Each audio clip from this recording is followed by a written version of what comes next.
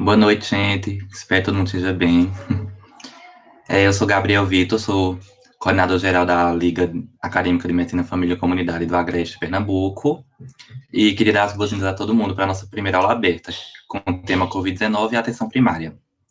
Esses aqui que estão com as câmeras ligadas, a maioria deles são da nossa liga, da nossa gestão, vou apresentar eles agora. Vou apresentar na ordem que está aparecendo aqui para mim. A gente tem Luan Novaes, que é nosso coordenador de comunicação, Carla Stephanie, coordenadora de eventos, temos Thaís, que é uma das ligantes, Flávio Souza, que é coordenador científico, Alice Pereira, vice-coordenadora geral, temos Ana Carolina também, que é ligante. E temos aqui, entre de professores, temos Aristides Oliveira, que vai apresentar essa aula, e Davi Ramos, nosso orientador. Aí agora eu queria agradecer a presença de vocês, o interesse de vocês pela temática, agradecer também ao professor por ter aceitado nosso convite, o professor Aristides é nosso colaborador na Liga, obrigado por aceitar nosso convite, a aula acredito vai ser muito proveitosa para todos, e durante a aula a gente está passando alguns avisos pelo chat, então é bom vocês ficarem atentos, qualquer coisa mais urgente eu aviso aqui, agora no começo nem tanto, mas qualquer coisa mais urgente eu aviso no final. Chegou aqui também o professor Saulo, que é outro colaborador da Liga, bem-vindo, professor, e acho que é isso, sim. Passar a palavra agora para o professor Aristides para se apresentar e começar a nossa aula. Boa noite, pessoal. Boa noite a todos e a todas. Queria agradecer aí o convite da Liga para participar dessa primeira aula aberta. Agradecer a Alice que entrou em contato comigo, a Gabriel, e no nome deles agradecer o resto da turma aí, do pessoal da Liga. Parabéns pela conformação dessa Liga, estava precisando. Quem é de família vinha se queixando que ninguém tinha tomado iniciativa ainda. Que bom que vocês tomaram iniciativa. Professor Salmo, saudades. Davizinho, professor Davi, que bom que vocês estão aqui. Bom, pessoal, primeiro me apresentar com mais detalhes aí para quem não me conhece. Eu sou médico de família, né, formado pela UPE, aqui em Pernambuco. Me formei em 2009, fiz a residência em 2008, 2009, e tenho, desde então, dividido meu tempo entre a docência, a gestão e a atenção, tá? No momento, eu não estou na atenção, estou na gestão da Secretaria Municipal de Saúde do Recife e desempenhando a função de secretário executivo de regulação média e alta complexidade do município, e estou na universidade com vocês, tá bom? Estou na universidade com vocês desde 2015, com alguns breves intervalos, né, Saulo? Tive uma temporada fora em Brasília, atendendo lá na atenção primária de Brasília, que é completamente diferente do que aqui no Nordeste, e foi enriquecedor também. Bom, pessoal, quando foi me feito esse convite, eu fiquei refletindo o que é que eu podia trazer aqui para o debate, e fiquei pensando em alguns pressupostos, né, para a gente fazer essa conversa que vocês me provocaram, e eu queria trazer alguns pressupostos aqui para vocês, tá bom?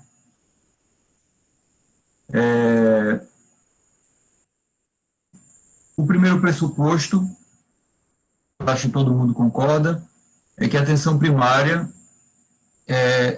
se não o principal, um dos principais pontos de contato, não vou nem chamar de porta de entrada, tá? É ponto de contato mesmo do cidadão, do sujeito, das pessoas com o setor saúde, contato com o Estado, né? Então, a atenção primária ela é um ponto de encontro, é um ponto de interface dos mais capilarizados, dos mais pulverizados de relação do cidadão com o aparato do Estado, tá? É um lugar de acesso a direitos, é um lugar de construção de cidadania, junto com a assistência social, que também tem até um arranjo parecido com o SUS, né? Mas o SUS, por meio da atenção primária, ele provoca essa interface com o cidadão de forma muito capilarizada, tá? Então, isso é uma característica importante, um pressuposto dessa fala que eu vou fazer aqui hoje. O outro pressuposto é que não é possível pensar nas alterações do impacto que a Covid, que a pandemia teve na atenção primária, sem pensar nas alterações que ocorreram na rede de atenção em si, nos processos de gestão em saúde, no mercado e na sociedade como um todo.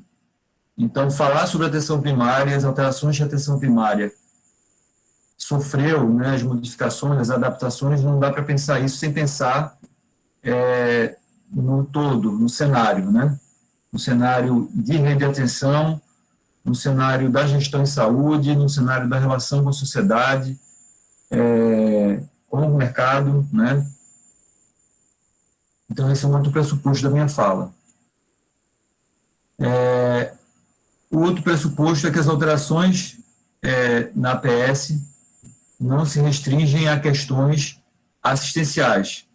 Então, quando eu for falar das alterações que eu consigo observar e testemunhar, elas não se dão só no âmbito da reorganização do processo de trabalho, no âmbito da reorganização para assistência. Ela se dá em outros âmbitos também que eu vou trazer. E também me permito fazer um quarto pressuposto, que isso aqui não é uma aula, tá? O quarto pressuposto é que a gente está aqui fazendo um debate. Vocês me fizeram provocação, eu vou trazer outras, tá? E não tem como ser uma aula, até porque não há jeito correto de se organizar a atenção primária, não há um jeito ideal, isso é muito heterogêneo e eu não estou aqui para apontar como é que deveria ser, né? Mas sim olhar para o que está acontecendo e a gente fazer algumas reflexões, ok? Então, vamos lá. Eu fiz aqui um roteirinho para mim, mas eu não vou nem projetar para vocês, que não está... É só um roteirinho mesmo para eu seguir, tá bom? Se vocês quiserem, depois eu posso passar para vocês.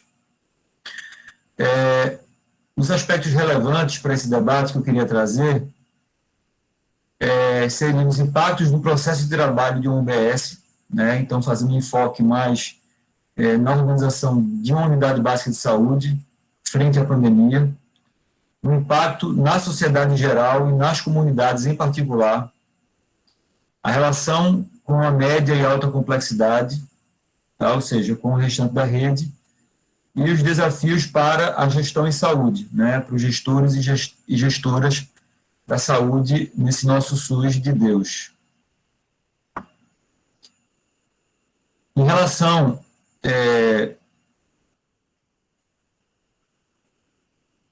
às alterações da atenção primária em si, eu queria trazer um primeiro debate, uma primeira questão que eu acho que a gente pode, para mim ela é definidora, para mim ela é um dos pontos de partida para pensar as alterações, tá?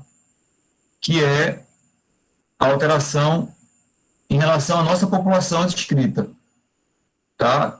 Quais são as alterações que a pandemia trouxe para a população que a gente cuida? Eu acho que essa é a pergunta fundamental, né? Essa população está inserida em que sociedade e ela sofreu que consequências de um momento de pandemia que a gente está vivendo?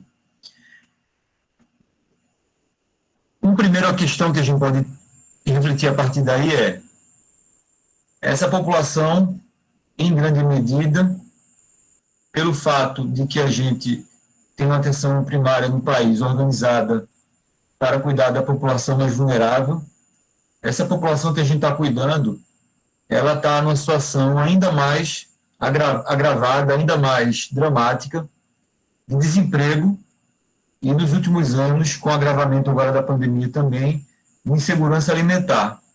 Então, é uma população trabalhadora, né, que pode estar submetida a insegurança laboral, sem vínculo empregatício seguro, né, fazendo bico, e agora na pandemia, com a crise financeira e econômica que a gente já está vendo o país passar nos últimos anos, agravado agora na pandemia, a gente tem uma situação de desemprego e de segurança alimentar que a gente não via fazia anos.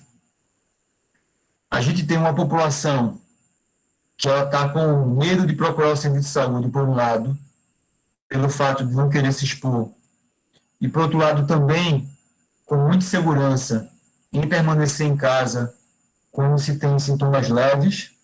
Então, a gente está vivendo com essa dupla reação da sociedade. A gente vai pegar lá no início da pandemia, era mais comum que a gente orientasse a população a ficar em casa, né, e não procurar o serviço de saúde para não se contaminar. E depois a gente percebeu, eu posso falar isso lá mais na frente, a gente percebeu que não dava para continuar com essa orientação, né, e que o indivíduo deveria ser avaliado, porque eu estava vendo muito caso de comprometimento pulmonar sem um sintoma mais marcado, então uma dissociação clínica entre a clínica e os exames. Então, você via lá uma pessoa sem dispneia, você ia colocar o oxímetro de pulso, estava lá saturando 92, 90, então isso a gente acabou mudando a orientação. Então, mas a gente tem essa população que está ou insegura de ficar em casa, ou então com medo de procurar o posto.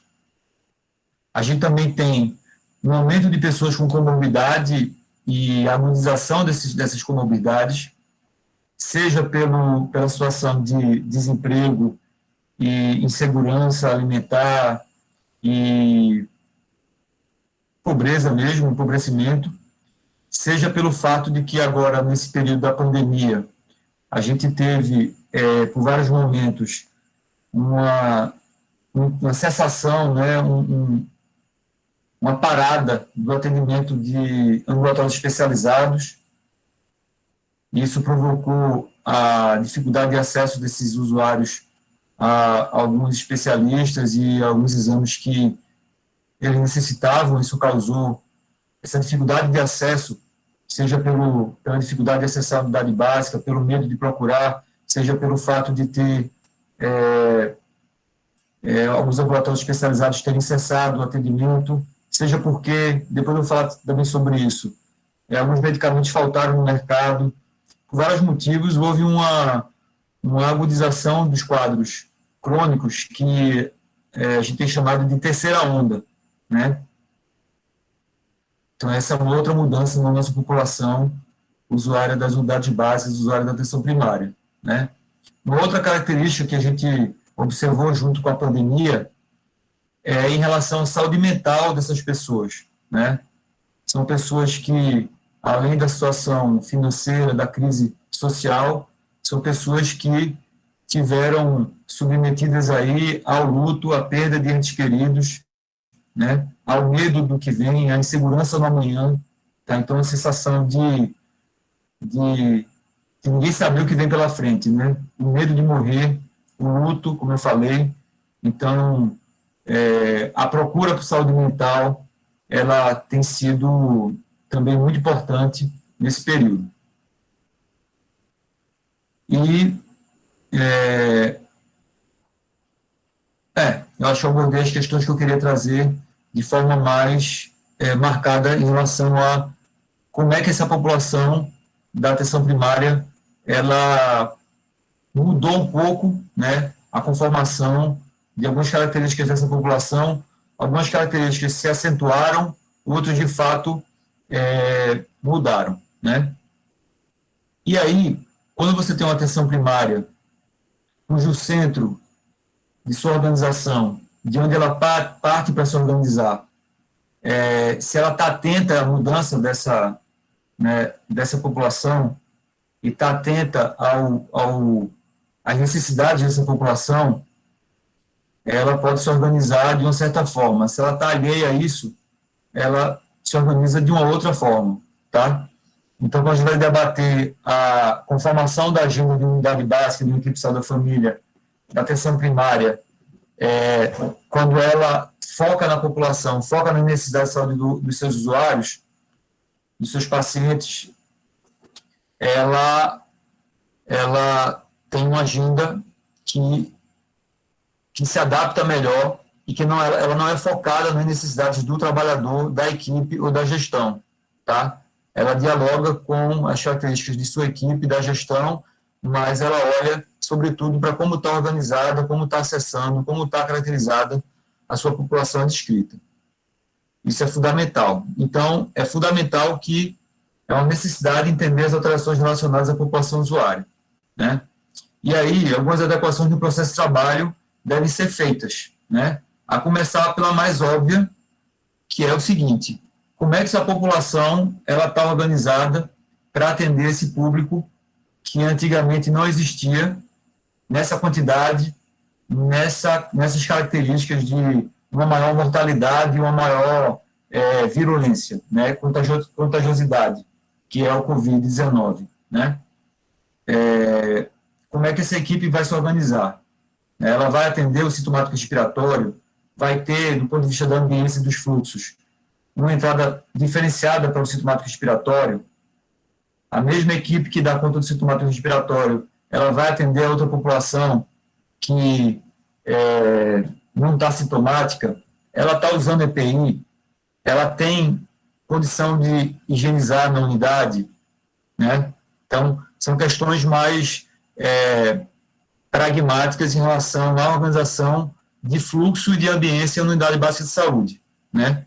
Várias unidades de saúde, elas não têm condição de fazer essa separação do fluxo para atendimento do paciente, né? Isso é uma questão importante, mas na realidade, de várias UBS, isso não se dá na prática.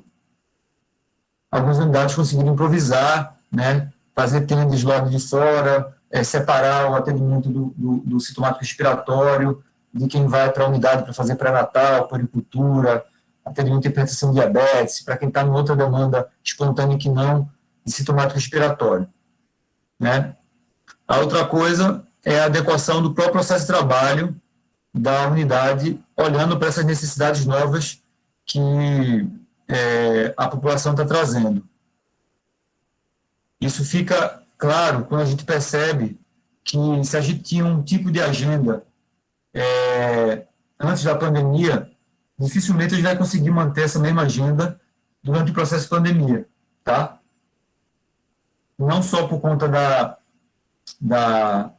do aumento de sintomático respiratório na unidade, mas por conta do aumento da pressão assistencial sobre a unidade também, né? E dessas agudizações que eu falei, né? Da quantidade de pessoas que estão indo pegar atestado, tirar dúvidas sobre exames a serem realizados no caso de suspeita de Covid, a própria postura da equipe e o seu papel na pandemia, que eu vou falar em um ponto mais na frente. Então, a equipe ela vai ter um papel nessa construção de rede para combater, né, para responder à pandemia, que ela não permite que a unidade mantenha o seu processo de trabalho do jeito que estava antes, ela tem que se organizar. Então, a quantidade de vezes que eu estou fazendo visita domiciliar, a quantidade de turnos que eu destino para fazer um certo tipo de atendimento, né, a minha organização para atender a demanda espontânea, né, tudo isso muda a partir de uma pandemia, de uma situação de pandemia, de calamidade pública, e de aumento de demanda e de alteração no perfil desse usuário. E aí, quando você junta isso com a sazonalidade, né, de outras doenças respiratórias, né, como asma, como H1N1, como influenza, aí você tem aí um acréscimo, né, daqui a pouco a gente vai ter a dengue aí, né, já começou as chuvas. Então, imagine uma equipe, o quanto ela tem que se adaptar a olhar para essa realidade. Isso é fundamental. A outra coisa que, do ponto de vista da equipe, né, e da própria UBS, na sua adaptação, e que a gente tem que levar em consideração, é que a gente vai estar lidando com equipes que estão aí há mais de um ano, fazendo esse papel que eu falei anteriormente de porta de entrada e de interface com a população, sem descanso, né? É uma equipe que está também com questões de saúde mental que devem ser consideradas, né, como o medo do adoecimento e morte, o medo de contaminar familiares, lidar com o luto e as perdas dos usuários, e suas próprias perdas, seu próprio luto, né? Então, não é fácil estar nesse ambiente de linha de frente, né, e lidar com todos esses aspectos o dia todo dia, 40 horas por semana, 8 horas por dia, né? Quando eu falo isso, não estou minimizando o papel de um plantonista de UTI, de emergência, que é um lugar muito duro. Agora, quando o plantonista sai do plantão, ele sai do plantão, né? Ele vai voltar para o plantão 48 horas depois, ou uma vez por semana.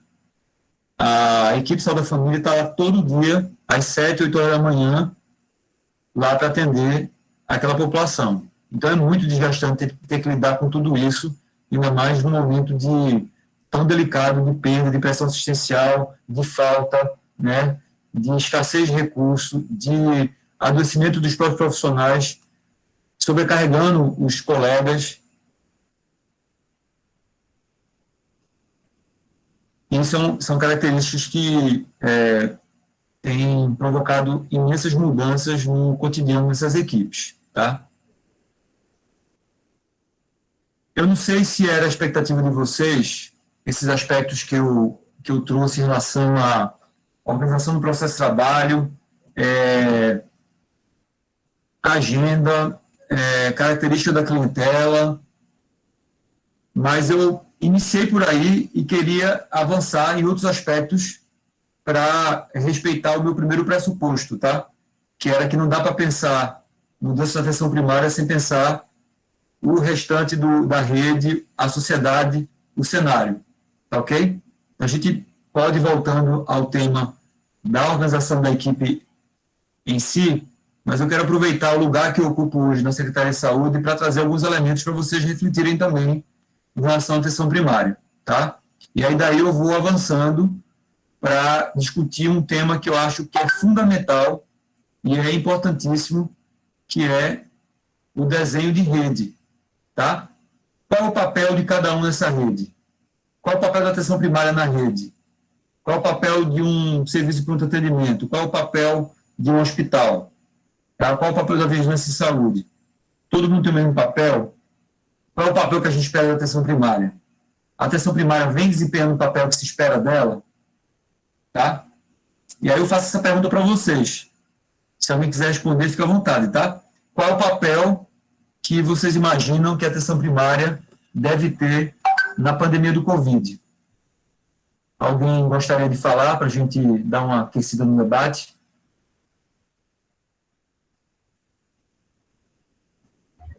Assim, pelo que eu penso, a gente tem a questão da educação em saúde, da comunicação com a população, já que é um serviço que é mais capilarizado, né, na sociedade. E, assim, rastreamento de contatos, talvez, prevenção e promoção à saúde. Eu acho que é por aí. Ok, Luan. Mais alguém? Assim, eu vou falar uma experiência que eu tenho. Eu moro vizinho a um postinho de saúde aqui na minha cidade, moro em Garanhuns. E o que eu vejo também é o próprio atendimento a esses casos de Covid. Assim, a suspeita, provavelmente casos, né, assim, não casos confirmados. E eu acho que é uma forma também de meio que tentar diminuir a quantidade de pessoas que vão para o hospital. É porque aqui na minha cidade, ou a gente vai para a unidade de saúde básica, ou a gente vai para o Hospital da Moura, que é o hospital regional. Então, eu acho que a forma de colocar os médicos em um horário específico para atenderem casos que têm sintomas de síndrome respiratória, foi exatamente para isso, para tentar diminuir a quantidade de pessoas que estão indo para o hospital, podendo ser atendido na atenção básica, né? Massa. Bom, é por aí. Na atenção primária, historicamente, se fala que é um lugar de fazer educação em saúde, prevenção, promoção, né? E aí eu sempre faço esse debate, sempre fiz esse debate, porque ele é também um lugar de fazer promoção, educação e prevenção, né? E quando a gente trata de uma pandemia em que a comunicação em saúde, a comunicação com a população como um todo é fundamental para a gente evitar a propagação do vírus, para a gente combater o vírus, então, sim, a atenção primária é um lugar importantíssimo e estratégico para desempenhar esse papel. Mas também é um lugar, como o Gabriele trouxe, de atendimento ao sintomático respiratório. Mas não por conta de que a gente não quer que ele vá para o hospital. Então, a atenção máxima não existe para evitar que ele vá para o hospital. Existe porque é o lugar mais apropriado para dar conta de alguns tipos de necessidade de saúde. Tá? E o hospital não é adequado para alguns tipos de atendimento em saúde. Tá? Então, o hospital não é adequado para atender o sintomático respiratório leve a moderado. Tá? O hospital não é o lugar mais adequado para uma pessoa ir tirar dúvida ou levar o resultado de um exame. O lugar mais adequado é a atenção primária, né? Então, a atenção primária tem o objetivo de, com uma grande chance de ser resolutivo, de atender ao paciente com sintomas mais leves a moderados, que não estão em risco iminente de vida e que podem ser ali diagnosticados, cuidados, avaliados para acalmar, para diagnosticar, para medicar, né? E isso é fundamental. Então, esse é um papel que a atenção básica desempenha nessa organização de rede. Né? É o primeiro lugar de contato e é o primeiro lugar também de entrada, caso o paciente não esteja com uma situação mais agravada. E, às vezes, mesmo assim, por estar no território, estar perto da população, o paciente acaba indo lá, o usuário acaba indo lá. Estou com minha mãe cansada, passando mal, vou levar onde? Não, a unidade básica é do meu lado aqui, eu acho que não é adequado levar minha mãe lá, porque a unidade básica só faz cuidado dos sintomáticos leves, então não vou levar lá, porque senão o doutor, não, ele vai levar e ponto. Então, assim, também é um lugar, em alguns casos específicos, para atender uma demanda espontânea, no sentido da pandemia, do sintomático respiratório. E tem acontecido aqui no Recife de chegar paciente gravíssimo e ter que ficar fazendo catéter de O2, oxigenoterapia, por horas a fio, até consigo uma vaga no SPA para transferir, ou até, às vezes, direto para um leito, que não é nenhum mais adequado. Né? E outra coisa que foi falado por Luan, que é importantíssimo, que é o contact tracing, rastreamento de contato, que é uma coisa que tecnologia, né, da vigilância já legitimada e validada há muito tempo, e que é o papel da atenção primária fazer isso. Né? Agora, eu não sei o que vocês estão vendo na realidade de vocês, eu não vi a atenção primária, pelo menos nos lugares que eu estou tendo contato, fazer o papel de rastreamento de contato. Né? E aí, depois que a pandemia se espraiou de forma exponencial, ficou difícil fazer isso, porque a gente perdeu a lacuna, a janela de oportunidade de fazer isso lá atrás. Tá? Até dá para fazer, mas os recursos humanos que serão necessários para fazer isso agora, nesse momento, são muito grandes, se você for comparar com o primeiro momento da pandemia, onde a gente estava contando os casos que estão sendo notificados, né? Agora a gente conta as mortes, né? Mas naquele momento, em março, abril do ano passado, a gente poderia ter feito um investimento robusto em rastreamento de contato, inclusive ajudando claro, sem idealização, tá? Mas ajudando a economizar recurso, salvar vidas, economizar leito, enfim, por conta de uma capacidade de bloquear o vírus se a gente tivesse feito um rastreamento de contato. Rastreamento de contato com testagem em massa, né? Rastreamento de contato com testagem. Essa é a fórmula, seria a fórmula para a gente barrar a progressão da pandemia lá no começo do ano passado, né? Então, esse é o papel fundamental da atenção primária também. E aí seguimos aqui na questão do papel da rede, né? Então, a gente entende que o papel da atenção primária numa rede de atenção é fazer esse primeiro atendimento, conscientizar o uso da máscara, o uso do álcool em gel, do álcool 70, evitar aglomeração, educação em saúde, atendimento do paciente com sintoma respiratório, testar, fazer diagnóstico diferencial, né, orientar, acompanhar aquele paciente com predisposição a agravamento, né, um paciente que tem comorbidade, que é idoso, que é gestante, né, que tem baixo peso. Então, esse público é estrategíssimo, né, público mais vulnerável. Então, a atenção primária conhece esse público. Então, se esse público está educado no sentido da educação em saúde, né, se esse público está informado, se esse público está se cuidando, se esse público, ao ter sintoma, ele é rastreado pela equipe, ele é acompanhado, ele tem uma orientação precoce, oportuna, de procurar uma emergência, né, de ter o tratamento mais precoce, tratamento precoce não é kit Covid, tá? De ter o cuidado precoce, né, o suporte precoce, né, de você ter ali as comorbidades compensadas, etc. Você ali está contribuindo imensamente com a mortalidade, né, em diminuir a mortalidade e em otimizar recursos frente à pandemia que a gente está vivendo, né? E aí, a gente vai tentar olhar o papel também de outros pontos de atenção, né? Então, quando você pensa atenção primária em relação com o SPA, por exemplo, quais são os protocolos, quais são os critérios que a gente vai usar para mediar essa relação da atenção primária com um SPA? Eu vou falar da situação sem protocolo nenhum, para a gente ver o quanto é necessário ter um olhar técnico e um olhar de acordo, né, de construção de papéis na rede. Então, imagine que todo sintomático respiratório passou na frente da unidade de saúde, eu já digo, é Covid, vai para SPA. Isso é o cenário da antítese de um funcionamento em rede, né? Quando a gente tem um funcionamento em rede, quando a atenção primária sabe o seu papel, e um serviço de pronto atendimento, por exemplo, sabe o seu papel, eu vou encaminhar, orientar a equipe, o usuário a procurar um SPA, caso ele entre em contato comigo, somente em certas circunstâncias, no caso de sintomáticos leves, né?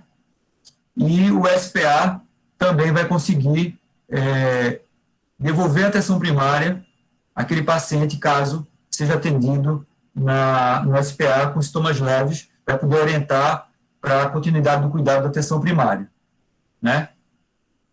Imaginem se eu tenho, na Central de Regulação do Estado de Pernambuco, uma inexistência de protocolo e uma indefinição de papéis, tá? E aí eu vou, como atenção primária lá, doutor Aristides, aqui em Recife, trabalhando na unidade de base de saúde, eu pego um paciente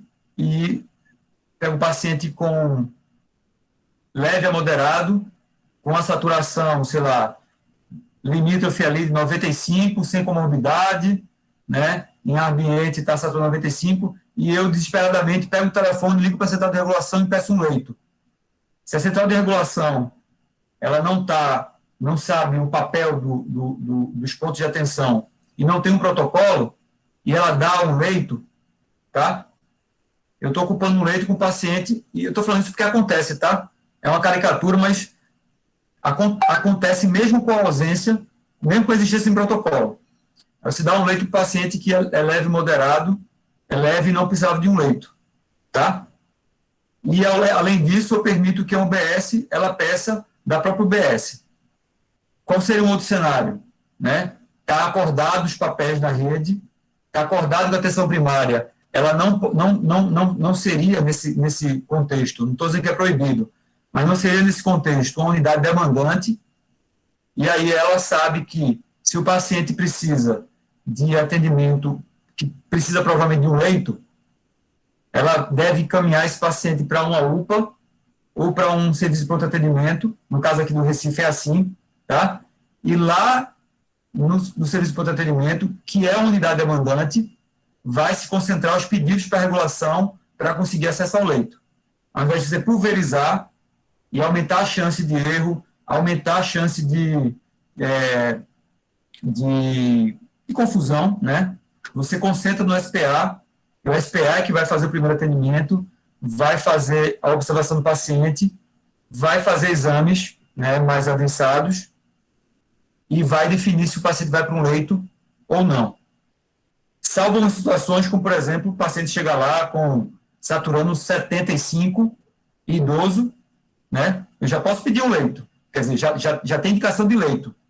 Agora, a partir de uma certa organização dos papéis de rede, de cada ponto de atenção tem impactuado, eu posso entender que mesmo assim ele tem que ir para o SPA ou para a UPA, ser estabilizado e ser encaminhado para um leito, tá?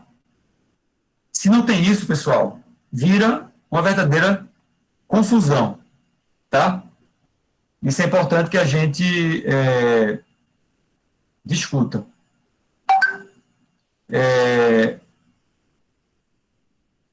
Essa relação com a média complexidade, ela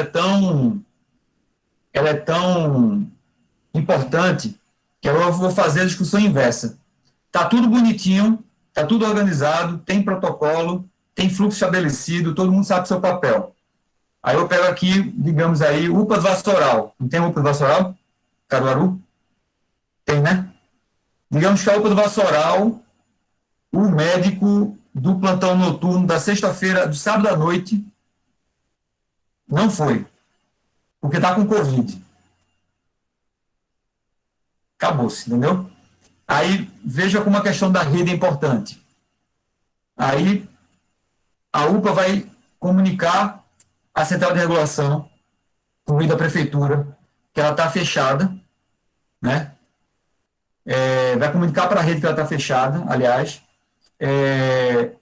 vai comunicar à central de regulação. A central de regulação, se tiver pacientes lá que estavam em observação, esperando o leito, vai ter que ter alguma forma de tirar aquele paciente de lá e levar para outro lugar que tenha leito de observação, leito de célula vermelha, onde o paciente possa esperar a vaga na central, a vaga no leito de enfermaria UTI para poder ser removido, porque não tem médico para fazer o acompanhamento desses pacientes pelas próximas 12 ou 24 horas. Tá? E aí, se esse problema se persistir durante os dias da semana, a atenção primária tem que saber que aquela unidade está fechada, não pode mandar paciente. A população vai saber também que vai dar com os burros na água se for lá. Então, tudo muda, né? Por conta da falta de um profissional. Ou outro exemplo que pode acontecer tem profissional, mas todos os leitos lá de observação em sala vermelha, não sei se vocês sabem, mas as UPAs e SPAs estão sendo equipadas nas grandes cidades com leitos, com capacidade de fazer intubação, ventilação, né, ventilação mecânica invasiva, fazer medicação endovenosa, fazer exame de dedímero, né, coagulograma. Tem várias unidades que, em algum momento, não fazia isso, e por conta da pandemia passou a fazer, para poder ser o ponto de triagem, né, e de estabilização de um paciente que vai ocupar ou não um leito de UTI e enfermaria. Tá? Então, imagina que a gente está com esses leitos lá, está com a equipe, com a escala completa, e, de repente, que é o que está acontecendo agora, não está acontecendo, mas está com risco de acontecer no Brasil todo, não tem neurobloqueador, relaxante muscular, para fazer intubação orotraqueal. Ou não tem o Propofol ou o Midazolam para manter o paciente sedado e não brigar com o tubo. E aí, como é que você vai receber um paciente grave nesse PA sem poder intubar ele e usar o relaxante muscular? Porque não tem. Ou então tem, mas está todas as vagas, todos os leitos preenchidos. Então, no mesmo sentido, você tem que reorganizar, mudar fluxo, né? Remover paciente, enfim. É um outro aspecto que é fundamental para a gente entender a rede. O outro ponto, que eu acho que é o ponto final aqui da minha fala, fique à vontade para interromper também, viu, pessoal? Ou quiser retomar algum ponto para aprofundar, tiver tido alguma experiência também, queiram compartilhar. Esse último ponto aqui, que é os desafios para o gestor de saúde, a gestora, a gestão em saúde pública, né? Eu vou aproveitar o lugar que eu estou ocupando hoje para falar daí também, que eu acho importante a gente debater isso aqui, é que com a pandemia, toda a métrica que você usava para tomar decisão muda, tá? Se você podia demorar 1 mês para tomar uma decisão, 2 meses para tomar uma decisão, isso acabou. Você tem que tomar decisões do dia para a noite, e você tem que plantar as coisas do dia para a noite. Só que a máquina pública, ela tem regra, ela tem lei, né? E você tem uma pandemia pela frente. Mesmo com o decreto do Estado, por exemplo, que deu mais liberdade para o gestor comprar, fazer contratação de leito, equipar, comprar medicamento, etc, etc, etc. Mesmo com isso, você tem regras a seguir e você tem órgãos de controle a dialogar, que vão te questionar porque você fez tal decisão e não tal. Mas aí, se você não fizer, você é questionado porque não fez. Se você fez, você é questionado porque fez dessa forma e não de outra. Porque você comprou uma ampola de atracúrio com relaxante muscular a R$140 e não a 60, por exemplo. Porque o mercado, vou falar sobre isso já, está estratosférico, né?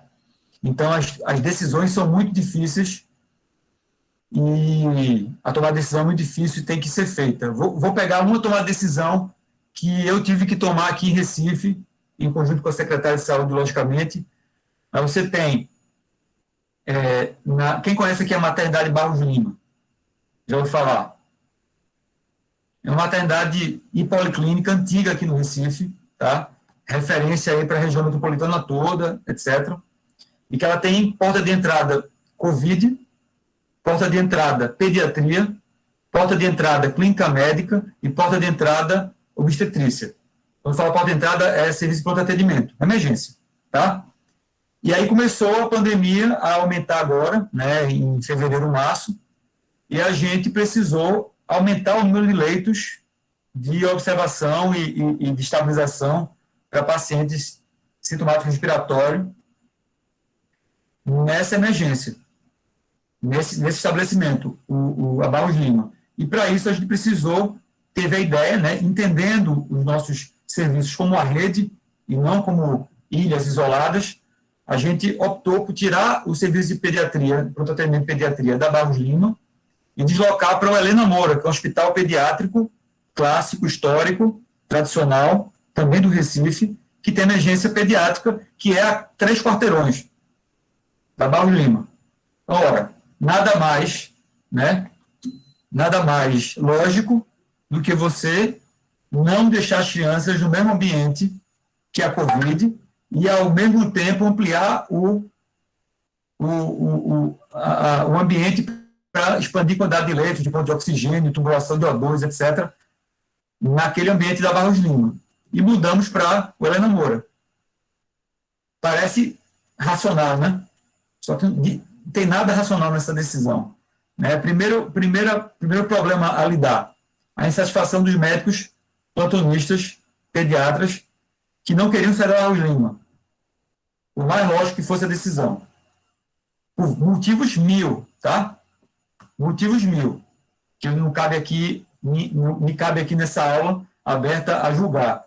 Mas motivos que são desde os motivos sanitários e questionando se não iria prejudicar o atendimento às crianças em pediatria, que estão acostumadas aí a serem levadas para esse lugar, desde motivos que passam pela estou acostumado a Barros Lima, ou enfim, que a gente sabe que tem um atendimento menos pressão assistencial na Barros Lima, na Ana Moura é mais pressão assistencial, o médico não quer ir para lá, vários motivos. Tivemos que fazer reunião com a comunidade de Casa Amarela, que é um morro, uma comunidade que fica em frente a Barros Lima, atravessando a Avenida Norte. A gente teve que ir lá fazer reunião com a comunidade para avisar que isso ia acontecer, senão ia ter pneu queimado na Avenida Norte no dia seguinte. A gente teve que fazer reunião com o Sindicato dos Médicos, reunião com o CREMEP. Eu dei entrevista para aquele jornalista do meio-dia lá da Globo, Pedro, para responder os questionamentos da categoria médica. Então, assim, para uma simples mudança que o gestor tem legitimidade para fazer e atribuição. Porque se ele não fizer e depois for questionado porque não aumentou os leitos, também é ele que vai responder. Mas essa simples decisão, olha a repercussão que teve. Então, no momento de pandemia, as tomadas de decisão são muito complexas e tem várias repercussões, seja no individual, seja no âmbito da equipe, né? Seja no âmbito do contato com o usuário. Por exemplo, devo ou não devo encaminhar esse paciente para o SPA? Está borderline, a família não tem carro, o SAMU não chega aqui, eu vou expor ele, eu não vou expor ele a um SPA, e ao estresse, por conta desse sintoma, encaminho ou não encaminham, desde esse tipo de decisão, né, a esse tipo de decisão que eu falei agora em relação a Barros Lima. São decisões difíceis de ser tomadas, né? Isso num cenário, né, que, a despeito do que se fala por aí, de que o serviço público, o Estado, está inchado, precisa ser enxugado, essa é a maior mentira falada nos últimos tempos, né? Quando da carochinha falado, a gente lida com a situação de extrema escassez de profissionais na gestão em saúde, de técnicos, de cargos, de contratos, é escasso. Cada um que entra, que corte. Porque existe uma perspectiva de corte, existe um déficit de recurso que tá difícil de vir, e aí corta-se cargo, corta-se contrato. E cada vez mais enxuto, com a responsabilidade cada vez maior. No meio da pandemia, tem cortes. E ainda falam que a gente ou não trabalha, ou está inchado. Não está inchado, pessoal. Está muito enxuto o Estado, e no momento de pandemia, lidar com tudo isso é muito duro. Porque tem que lidar com a pandemia, com tudo o que se implica, e tem que lidar com o resto da vida que segue, né? Os pacientes que vão fazer cirurgia, né, que vão ter atendimento por conta da sua diabetes, sua hanseníase, sua hipertensão, sua gravidez, puericultura, etc. Né? Essa questão do cenário na sociedade, que eu falei como pressuposto, né? Esse é um outro ponto importantíssimo, tá? Que vai se relacionar com a discussão do lockdown, né? E com algumas decisões sanitárias que são tomadas no âmbito do Estado de Pernambuco, né? No caso do Estado de Pernambuco, ou em outros estados, no caso de outros estados, tá? No primeiro momento da pandemia, quando a gente teve um lockdown um pouco mais rígido do que a gente teve agora, né? Em que ficamos dias com serviços parados, com serviços de saúde fechados, etc., a gente conseguiu expandir leito, né? Aumentar plantão, expandir leito, se valendo dos profissionais que não estavam fazendo cirurgia eletiva, porque o Estado mandou parar, que não estavam atendendo nos ambulatórios especializados, porque o Estado mandou parar. Hoje, a gente até parou a cirurgia eletiva, mas outros serviços, a maioria continua. Não brota profissional em saúde do dia para a noite. Só médico gasta pelo menos 6 anos para formar um. Enfermeiro, 5 anos. Enfim, e assim por diante. Então, de um ano para o outro, não brotou profissional do chão.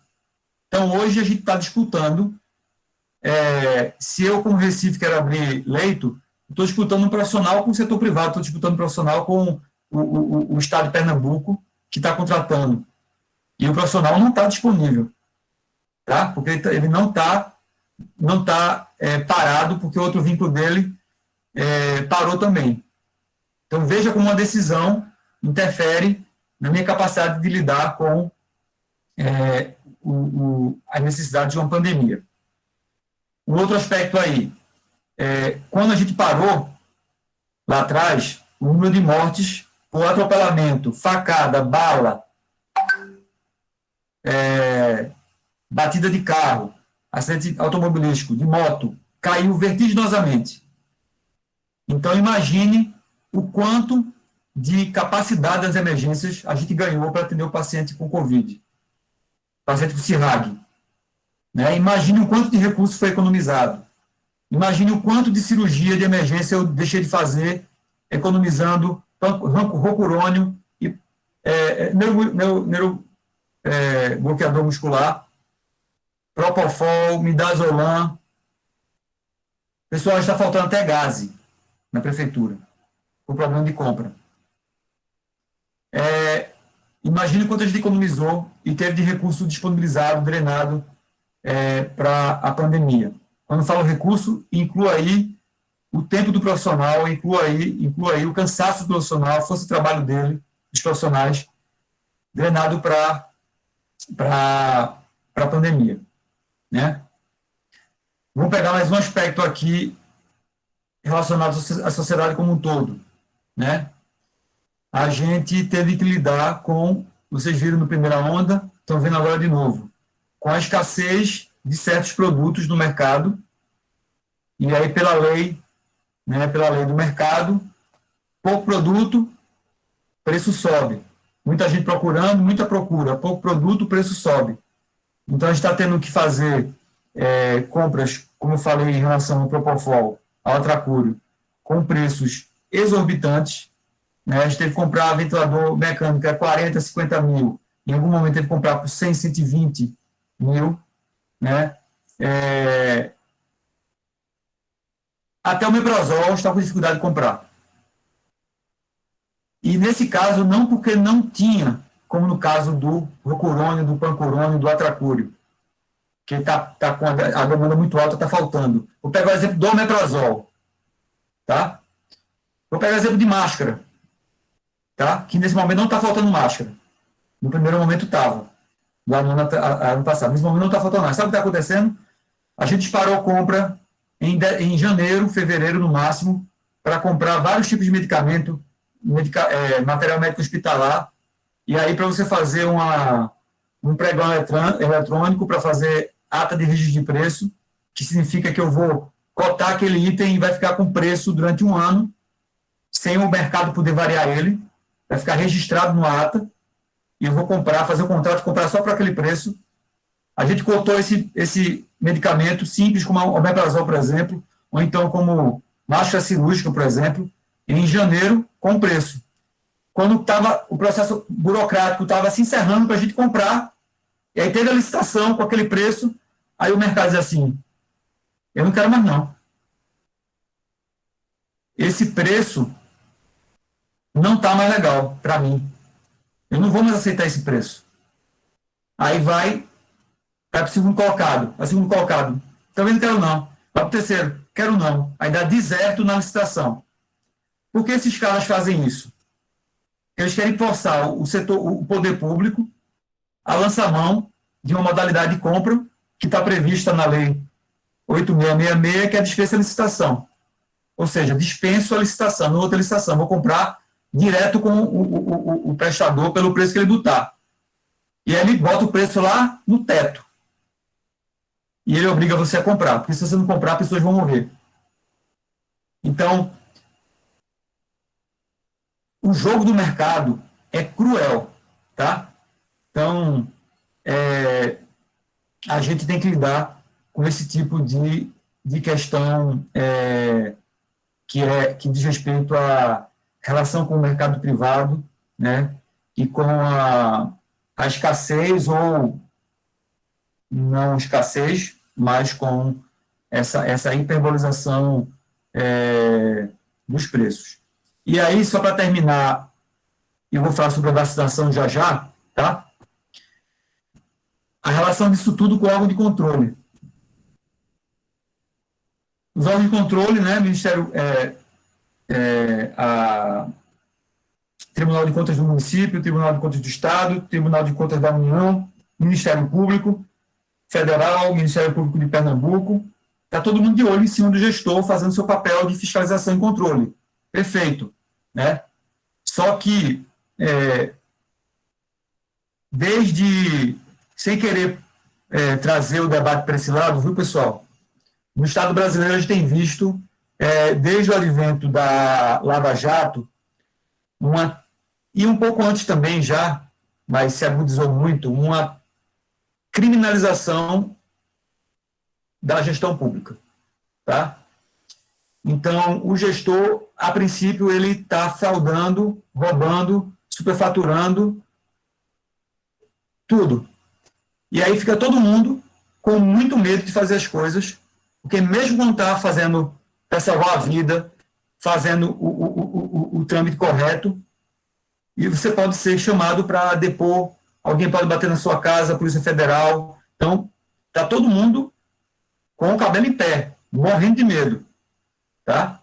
Então, além disso, dessa questão de um olhar viciado para alguns processos, né, um olhar complicado, você ainda tem um outro fenômeno, que é o fenômeno do lawfare, né, que é o direito, né, sendo usado como arma de perseguição política. Tá? Então, você tem um governo fazendo um certo trabalho, a oposição fica procurando qualquer tipo de, né, indício existente ou não, e aí ele tem aliados dentro do setor jurídico, e aí o judiciário vai lá em cima do outro gestor, que é um desafeto político do outro grupo político, né? E aí o cara fica sempre esperando a porrada vindo de algum lugar.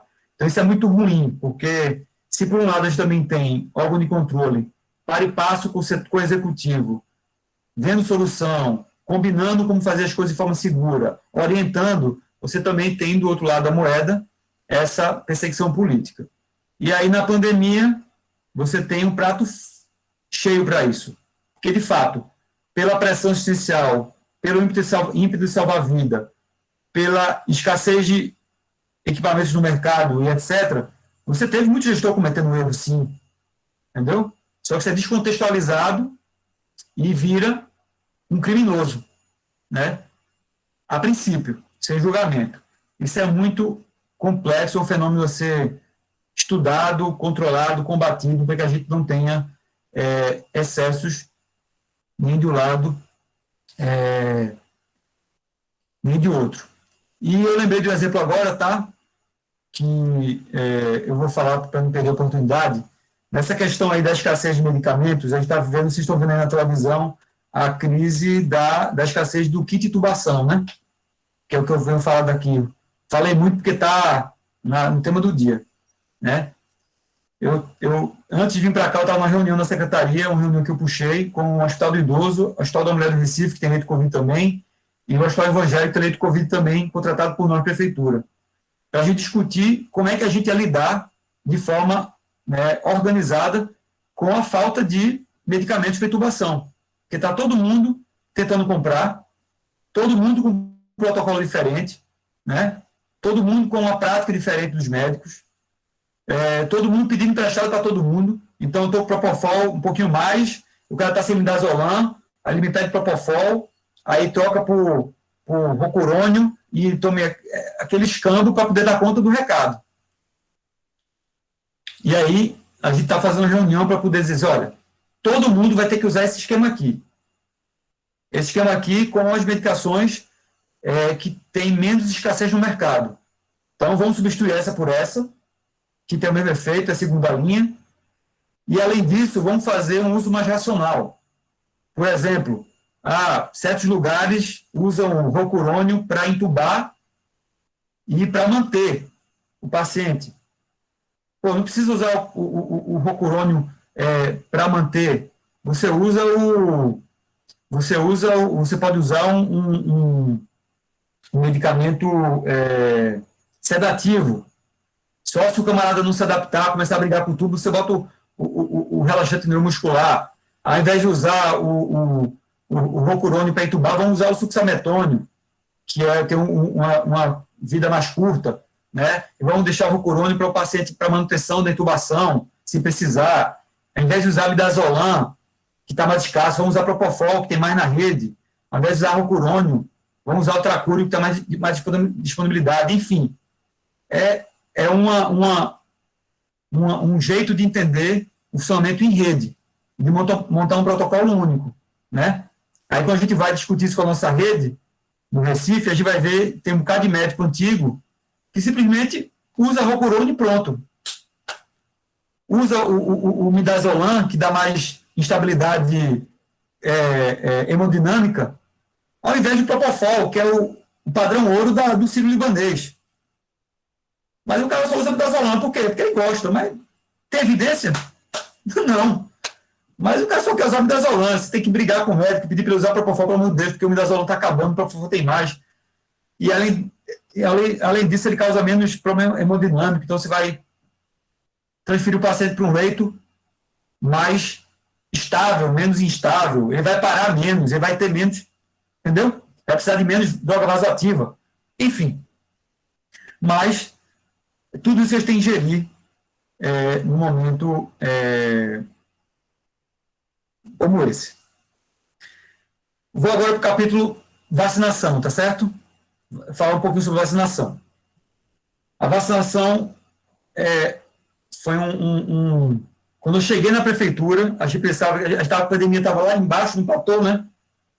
Aí a gente assumiu a prefeitura lá por janeiro, final de janeiro, aí, vamos organizar aqui, né? A prefeitura, vamos se apropriar dos processos, aí veio a vacinação. Aí para tudo, ninguém faz nada, vamos organizar a vacinação, que é fundamental. Bom, começamos a organizar a vacinação, aí quando estava dando tudo certinho, começou a dar certo, a ficar organizado, montou os pontos de vacinação, o aplicativo para marcação, né, da vacinação aqui no Recife começou a ficar azeitado, né, a gente começou a organizar os públicos, etc. Aí veio a pandemia, cagota, e a gente teve que dar conta disso também. Em relação à vacinação, foi um grande desafio. É um grande desafio, por quê? É muito pouca dose para os públicos prioritários que a gente tem, né? É muito pouca dose com a coordenação federal inexistente. Juntando a isso, a gente tem um clima de que farinha pouco, meu pirão primeiro, instalado, né? Então, a gente teve que lidar com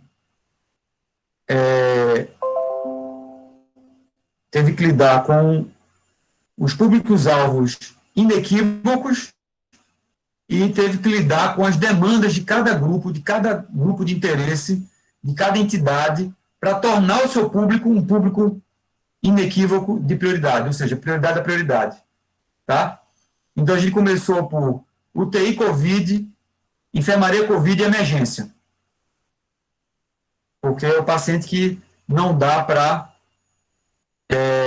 saber o que é que chega na emergência, né? Todo mundo pegando ali sintomático respiratório, não dá para negar que UTI, os profissionais estão bem expostos, enfermaria está muito exposto. Enfermaria UTI, enfermaria Covid, né? E aí, um grande debate se instaurou. E a atenção primária, ela não é a porta de entrada do sistema, ela também não atende paciente sintomático respiratório, ela também não dá para dizer qual paciente vai ou não vai aparecer lá, tal qual uma emergência de um grande hospital ou um SPA de uma policlínica? Sim. Então, a atenção primária entrou logo na sequência, entendida como porta de entrada prioritária, tal qual a emergência é. E aí depois foi progredindo com o profissional de saúde. Só que aí, quando a gente vai ver, profissional de saúde, quais são os que estão mais expostos a pacientes COVID? Se você for pegar tecnicamente e discutir do ponto de vista de contaminação, como é que contamina, como é que não contamina, fluxo dentro do hospital, na prática, todo mundo que está no ambiente de um serviço de saúde tem, salvo esses profissionais mais de linha de frente mesmo, tem um risco de se contaminar. Seja porque ele está circulando no hospital, seja porque ele vai ter contato com a amostra, seja porque ele teve contato com o maqueiro que entrou, seja que, enfim, por vários motivos. E aí, não tem dose para todo mundo. Então, como a gente vai escolher qual setor vai avançar primeiro? Eu não vou nem dizer aqui como foi as decisões, porque é só para dizer o quanto esse tema da vacinação tem sido complexo, né? E aí vem a questão da idade das pessoas, né? Acima de 85, 80 e 85, entre 78 e 80. Professor, atendeu alguma lógica? Por que de 78 a 80? Tem alguma lógica? Não, lógica nenhuma, é a quantidade de doses que veio. O Ministério da Saúde mandou um lote com tantas doses, dá para a gente pegar quem? Dá para pegar só até 78? Então, vou pegar até 78. Próximo lote, vai ser quanto? Vem tantas mil vacinas. Dá para pegar até 76 ou até 75? Dessa vez dá até 75, vamos baixando. Aí depois abriu para profissional de saúde, independente de trabalho aonde. Então, esse professor que vos fala iria ser vacinado mesmo sendo gestor. Porque eu sou o último, né? Sou o último. Se eu me vacinar antes, sou fura-fila. E sou mesmo, concordo com isso. Só que começou acordado com o Ministério Público que todo profissional de saúde ia por idade e não se vacinava. Quando chegou nos 55, eu tenho 40, tá? Quando chegou nos 55, o Ministério Público disse assim, acabou profissional por idade. Vai ter que voltar, vai ter que priorizar os velhinhos e priorizar os profissionais por setor. Aí, acabou minha chance de ser vacinado. Agora só em 2022, eu acho. Bom, eu estou trazendo esse tema da vacina por esse prisma, tá? Para a gente discutir, primeiro, a questão do caos que a gente está vivendo, né, na saúde pública do país, né, não tem comando nacional, tem pouca dose, e o quanto a gente teve que lidar com os interesses por categorias, interesses corporativos e casos efetivamente de fura-fila, tá? Pessoas que se passaram por outra, pessoas que passaram por trabalhar em certos setores, pessoas que se valeram do poder do diretor do hospital, que mandou vacinar, enfim, e fura-fila na frente de outras pessoas, tá? Pessoal, eu acho que eu consegui tratar dos pontos que eu tinha me programado para tratar. Vocês viram que eu não fiquei restrito ao processo de trabalho em si de unidade básica de saúde, que eu achei que seria mais rico se eu conseguisse conectar a atenção primária com o resto da rede, e se eu conseguisse, ao fazer isso, também falar um pouco do cenário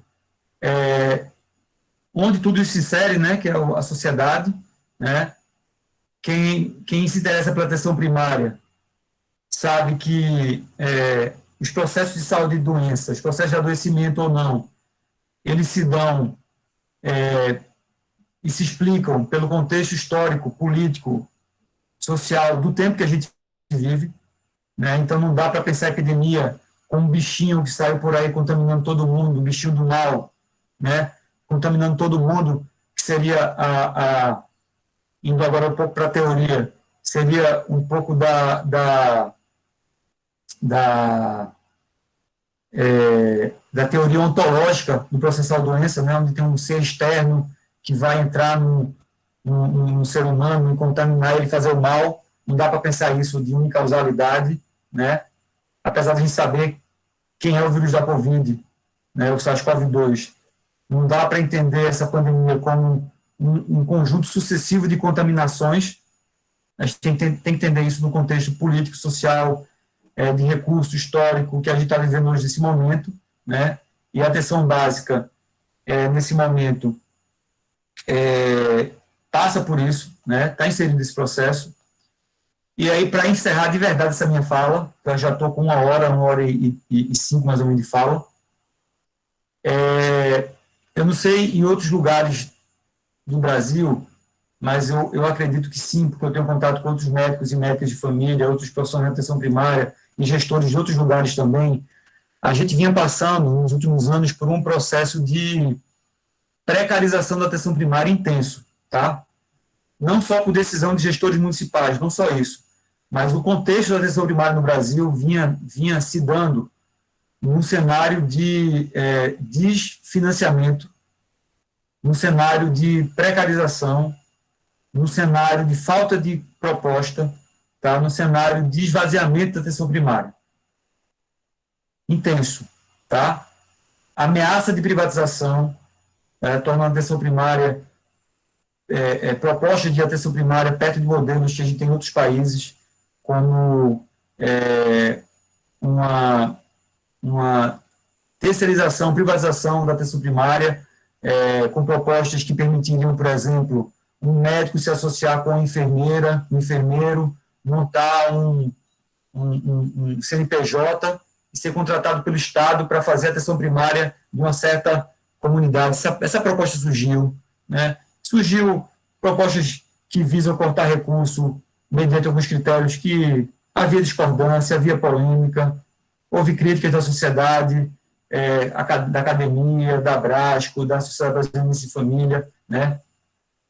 Enfim, e é nesse contexto que a atenção primária vinha há alguns anos, né? Esvaziando de sentido, esvaziando de aposta, esvaziando de recurso, e aí a gente chega e tem uma pandemia, né, que exige muito da ponta, que vitima muito o trabalhador na ponta, que deixa o trabalhador sobrecarregado, né, e com mais sobrecarga de pressão assistencial. Se já tinha aí as equipes dando conta de muita coisa que acontece no mundo real, né, que diz respeito à falta de acesso à cultura, à renda, a lazer, né, a alimento, a atenção primária sempre teve aí nessa linha de frente tendo de lidar com isso. A pandemia colocou mais camadas dessa dificuldade, né, e aí você vai lidar aí, como eu falei, com outros aspectos que dizem respeito à sobrecarga, ao aumento de procura, a lidar com o luto, com as perdas, né, com o próprio adoecimento, com a falta de EPI, enfim. Aí é pegar um conjunto de trabalhadores cansados, desmobilizados. Estou generalizando para dizer do cenário, tá? Não quer dizer que todos estivessem assim. Mas é nesse contexto que se dá essa pandemia e no cenário de pegar aqui, extrapolando da saúde, no cenário de extrema indefinição do que vem por aí, né? Medo do futuro, né? Ninguém sabe para onde esse país vai. É muito difícil ter que lidar com uma situação dessa que nos exige tanto enquanto sociedade, nos exige tanto enquanto trabalhadores. A gente tem que lidar com isso num cenário em que a gente não consegue olhar para frente com tanta perspectiva e tanto otimismo quanto a gente gostaria. Bom, espero ter contribuído aí para o debate. Vocês falaram quase nada, mas estou aqui para interagir. Valeu. Professor, mais uma vez, obrigado pela aula, foi muito enriquecedor, trouxe um panorama muito bom da pandemia, realmente, não só na atenção primária, mas no serviço de saúde em geral. E eu queria ler alguns comentários aqui que o pessoal fez pelo chat durante o debate. Maria da Guia colocou, é um projeto de morte em curso, absurdo, fez esse comentário. Teve também Juliana Gomes, que comparou a situação dos EPIs no começo da pandemia com a situação dos medicamentos que o senhor citou agora no final. E acho que tem uma pergunta de Gabriele de Albuquerque. Professor, o senhor sabe dizer se essa falta de quantidade de doses em relação à vacina é ainda pela pouca produção ou é uma questão de gestão?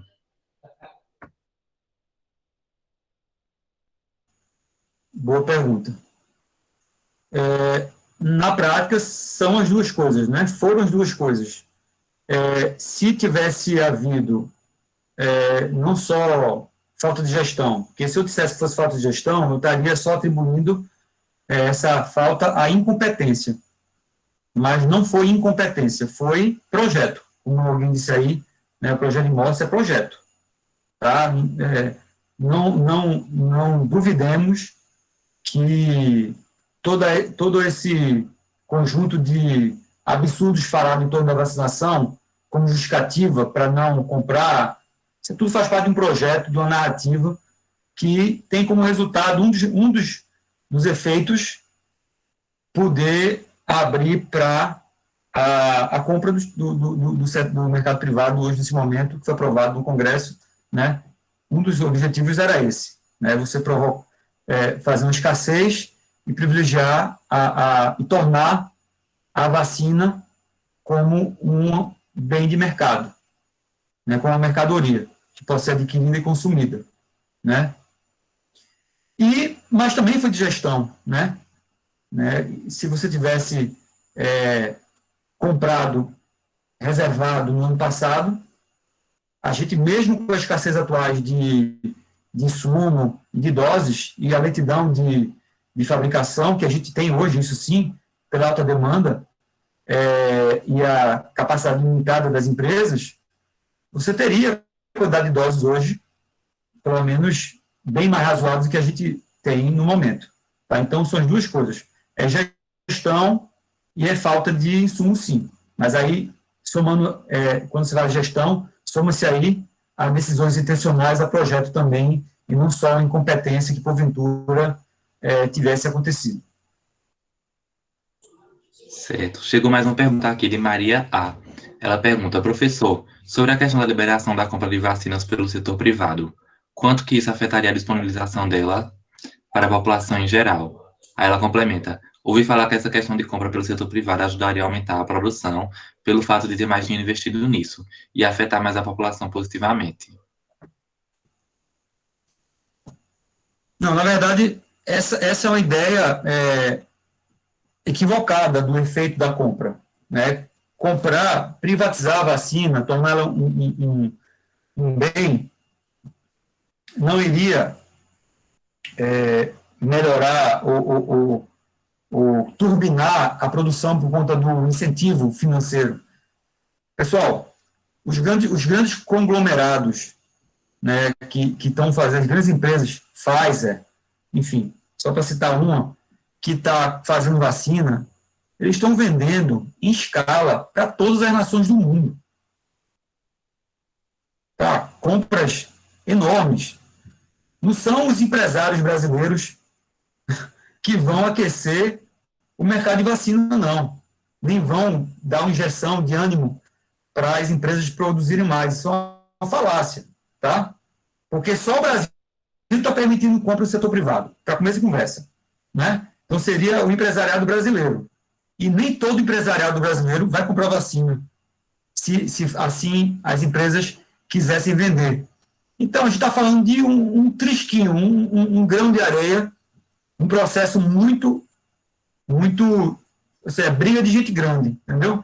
Então, não ia causar. Na verdade, o que ia causar era caso as empresas demonstrem interesse em vender e importar para empresários no Brasil, o que até agora nenhuma empresa se mostrou disponível a fazer isso, mas caso alguma fizesse, a gente somente ia ter a capacidade de produção dessa empresa, ao invés de vender para o governo, você venderia uma capacidade já instalada, que não vai aumentar, que já está todo vapor, venderia para o setor privado, que venderia para alguém, e aí o cara que já te explora, né, com um emprego precarizado, que já lucra em cima do lombo do trabalhador, ele ia passar em cima de você. Aliás, o filho dele, de 18 anos, com histórico de atleta, sem comorbidade, né, ele ia passar na frente do trabalhador. Esse ia acontecer. Somente. Certo, obrigado, professor. Por enquanto, não chegou mais nenhuma pergunta. Eu queria convidar os outros professores que estão aqui, o professor Davi, nosso orientador, o professor Saulo, fazer algum comentário breve para agora que a gente já se aproxima do horário de encerramento. Gabriel, perdão eu tenho uma perguntinha só, que é assim, perdão pela ignorância, mas O senhor falou muito sobre SPA, eu queria saber o que é isso, assim, esse termo, que eu não sei, assim, eu tentei entender pelo contexto, mas realmente eu não entendi. Desculpa, Gabriel, eu falei rápido, eu acho, a sigla, e traduzi a sigla rapidamente. É Serviço de Pronto Atendimento. São portas de emergência, que tem nos grandes hospitais, mas também tem em policlínicas e UPAs. O UPA é um SPA, é um serviço de pronto atendimento, só que chama unidade de pronto atendimento, né? Mas é isso. Foi mal. Ah, tá certo, obrigada. Professor Davi. Olá, gente, boa noite. Vocês estão me ouvindo? A escutação um pouquinho abaixo.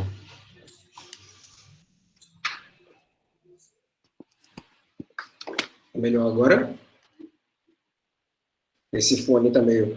Bom, primeiro parabenizar, né, a professor Aristides, professor, médico de família e gestor, pela brilhante apresentação, né? Eu acho que as reflexões colocadas, né, sobre a atenção primária, inicialmente, né, complementadas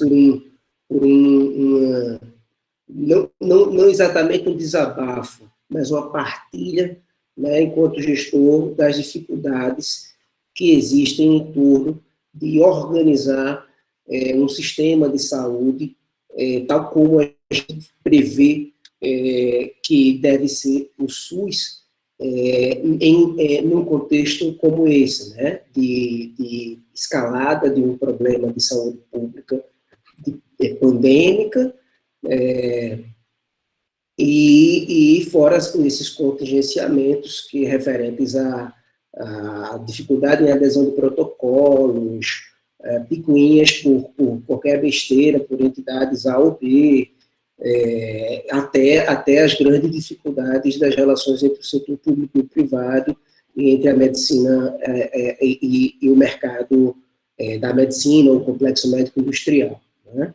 Então, eu acho que foi muito importante, inclusive para as pessoas poderem, para os estudantes, os colegas que estão por aqui, terem uma visão mais ampla, né, de rede, e começar a olhar, como diz um outro colega nosso, professor Tiago Gaúcho, olhar um pouquinho para cima. Vamos olhar um pouquinho para esses conglomerados, vamos olhar um pouquinho mais para o mercado, vamos olhar um pouquinho mais para como é que eles vêm se organizando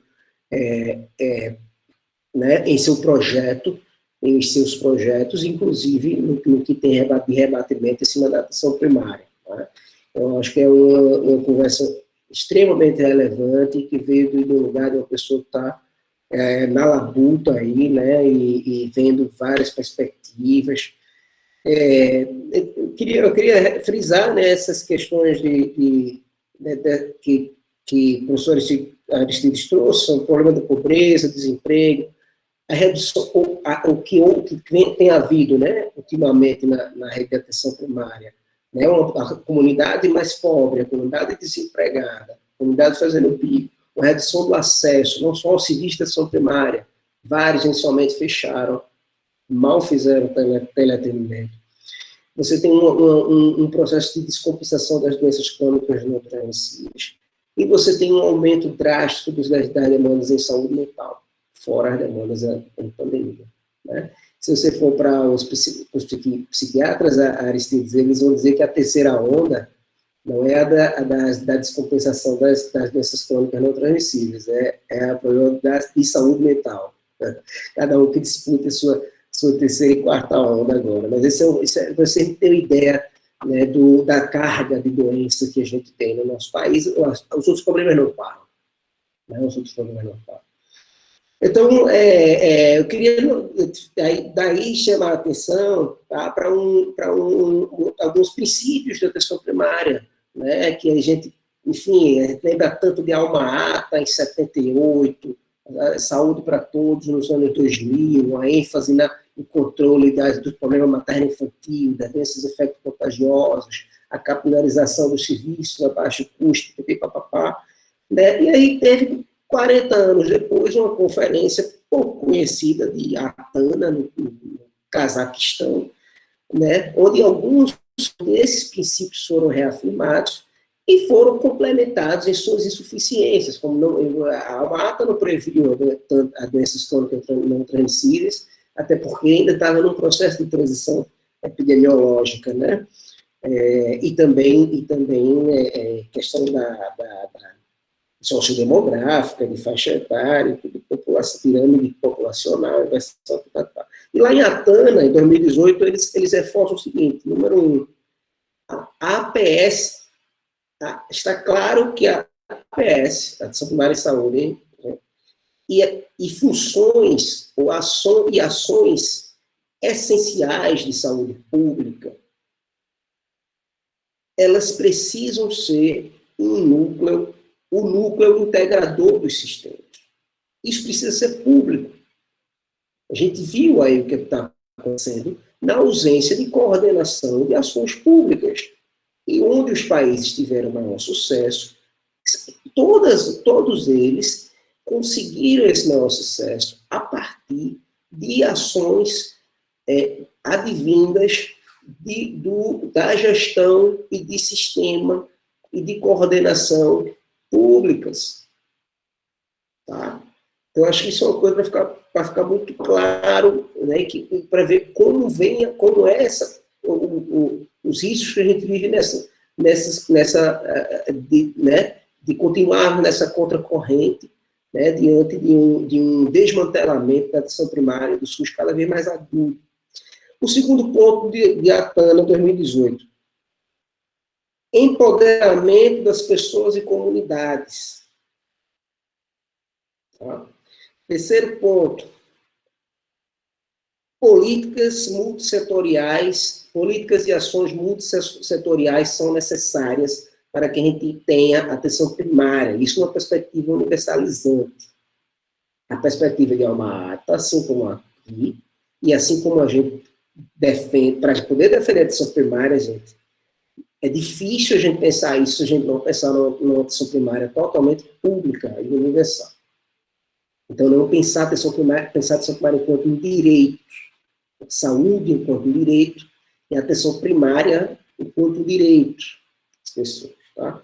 Então, é lógico que a gente está vendo aí a necessidade da assistência social, né, que não se resume a auxíliozinho e tal, né, questões de infraestrutura e saneamento, como é que a gente vai enfrentar a pandemia sem água, sem higiene, sem dinheiro para comprar sabão, como é que a gente vai enfrentar a pandemia sem segurança pública, com as ruas vazias, sem circulação, né?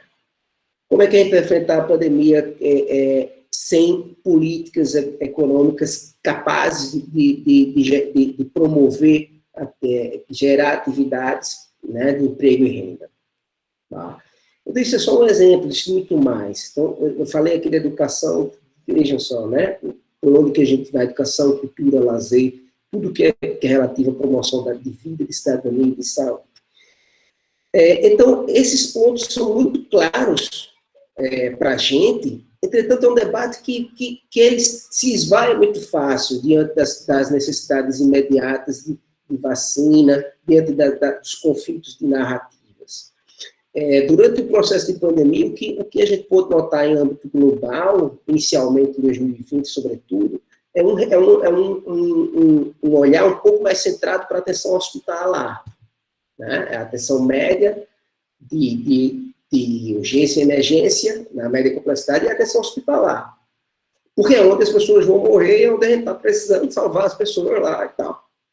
Tá? Então, de certa forma, é compreensível, certo? Mas o que a gente vê junto com isso é a negligência das possibilidades da atenção primária em atuar no enfrentamento com a pandemia. Né? Então, a redução da mobilidade das pessoas diminui o acesso das pessoas à APS. Tá? O afastamento e as dificuldades do serviço de APS em produzir pontes junto com a comunidade, com lideranças comunitárias capazes de servir como agentes produtores de saúde, né?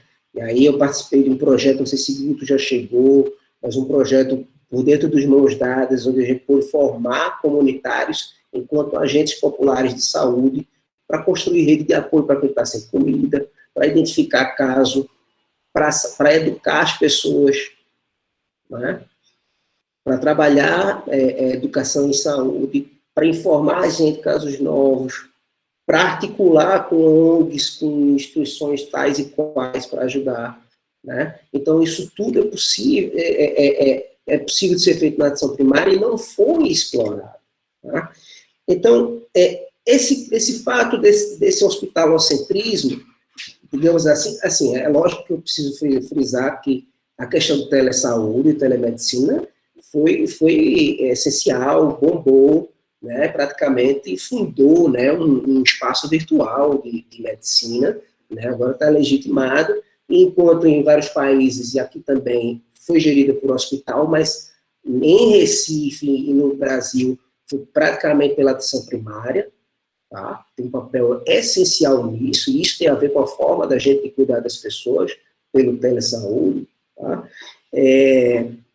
Inclusive países fazendo protocolos sobre como atender no telesaúde, a Trisha Greenwald, da Inglaterra, autora de vários livros de medicina de família e comunidade, enfim, a galera apostando muito nisso, a gente viu até limitações, como Aristides colocou, mas esse hospitalocentrismo, de uma forma geral, não seria um indicador de enfraquecimento do movimento da atenção primária?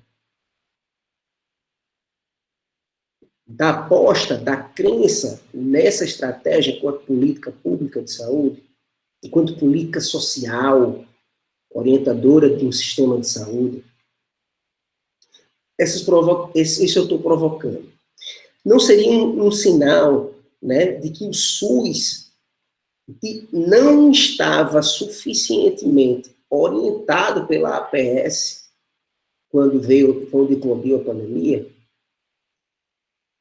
Então, são coisas para a gente pensar. Eu queria trazer então, sobre esses aspectos, perguntas como essas, tá?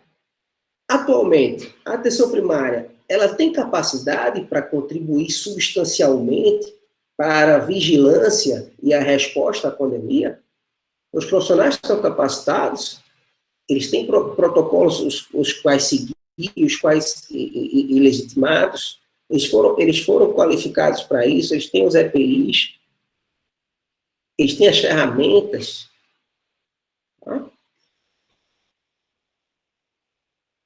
A atenção primária ela é capacitada, ela tem a capacidade, aqui eu falo uma capacidade programada, ou seja, houve política que tornasse a atenção primária capaz de tocar esse cuidado capilarizado e comunitário com confiança suficiente, né, em questões de infecção, de prevenção de infecção.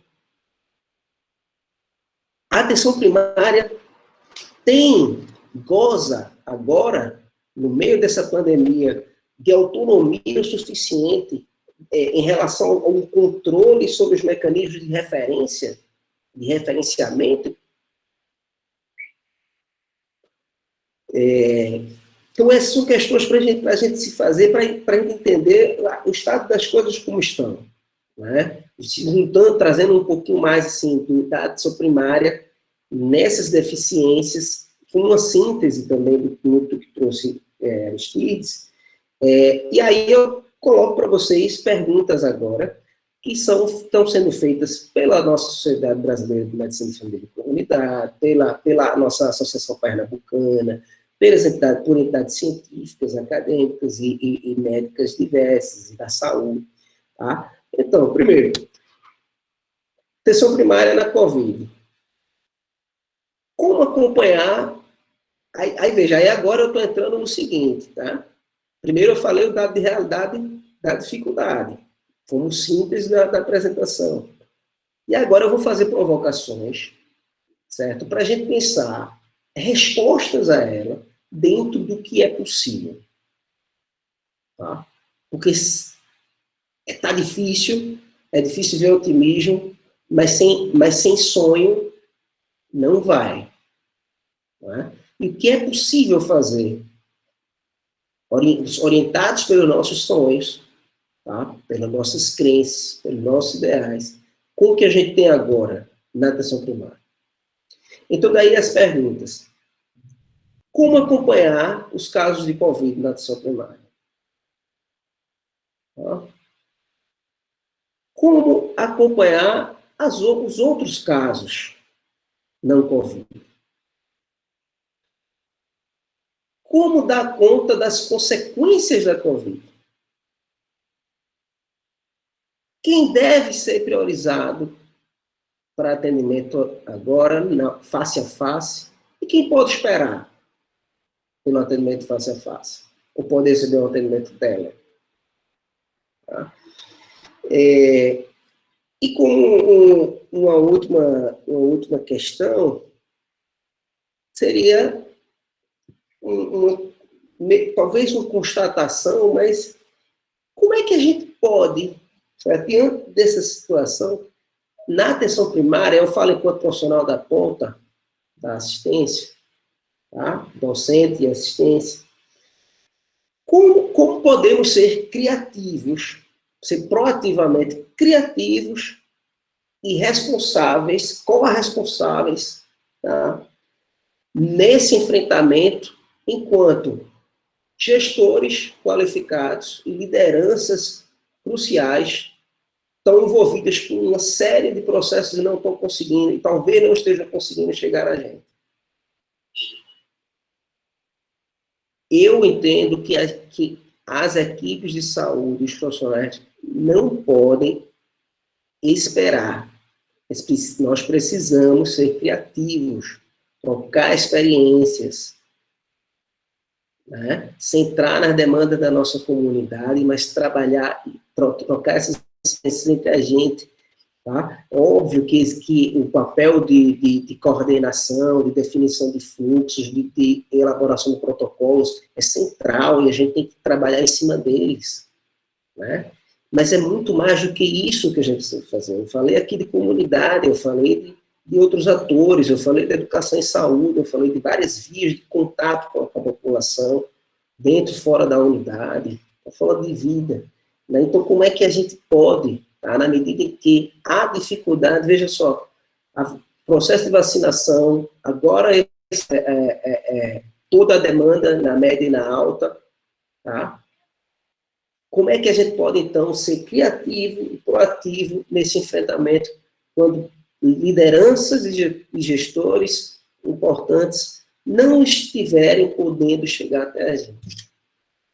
Então, eu acho que, para mim, essa é uma principal provocação dentro do que a gente tem de possibilidades que eu acho que a Liga e todo mundo que está aqui pode levar para o interior dos seus serviços de saúde e para a roda dos seus de colegas de trabalho na saúde, muito para além dos médicos, tá?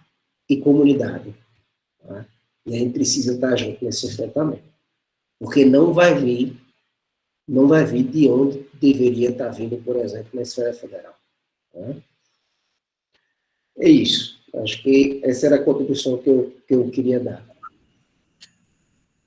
Davi, pessoal, eu queria só, sem querer me alongar muito, que está todo mundo cansado também, e eu falei muito, mas eu queria pegar só uma parte da fala de Davi, que dialogou com a minha, que é em relação a esse papel da atenção primária como papel de vigilância, né?